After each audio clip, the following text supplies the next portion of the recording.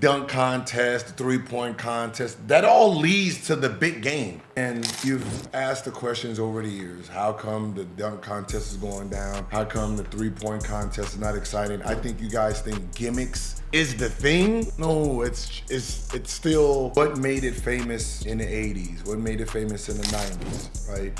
We fell in love with star players, stars. You know, the guys that when they come to our town, we're going to the game to see them. The guy that we're rooting against, you know, that guy. We're not seeing those guys in these events. And that's one of the main problems right now. We're not seeing the guys that we're cheering for, we're buying jerseys for. You know those LaMelo jerseys, those Ja jerseys, those Luka jerseys that everyone's buying. We're not seeing those names in the All-Star game. I guess the biggest event will be considered the dunk contest, right? And for the last 3 years, the biggest name that we have is a G League player. That right there lets you know what the product looks like. No offense to, you know, Mac. Mac is a hell of a dunker, probably one of the best ones we've seen in years, but he's a G League player. I mean, you guys haven't even gave the audacity to just let him play for a year. Like, that's crazy, right? This man is holding up Friday for y'all, and y'all can't even put the mother for Saturday. You can't even put the mother in the NBA for a year. Now, that's embarrassing to the league as a whole. The most popular dunker is a G League player who won't even get a chance to play in the NBA. That's sickening in itself. Where's the names that just can carry? Like, listen, if you gotta pay out of money, pay. Get the integrity back into the game. Get their integrity back into what the contest is, right? The Michael Jordans versus the Dominique Wilkins. You bring in the Spud Webb, right? You bring in these guys, but you need a rival name to get it going. Ja versus Zion, right there. People are coming in town for that. So the fact that, you know, the last 3 years has been pushed by a G League player kind of tells you where your product is. I mean, but hey, what do I know? I ain't watch it.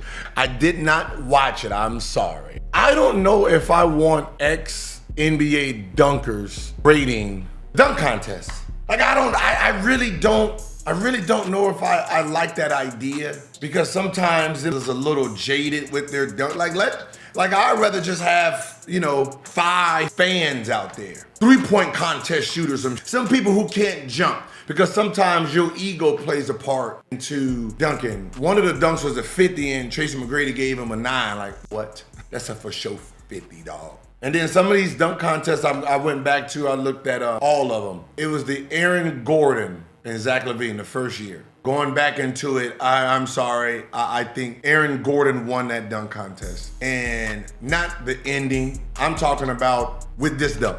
The little thing that went across, he was doing that, and then he came and caught it and did the 360 windmill off that. We gave it a 50. And then Zach LaVine followed it up with the same dunk, but no difficulty of it.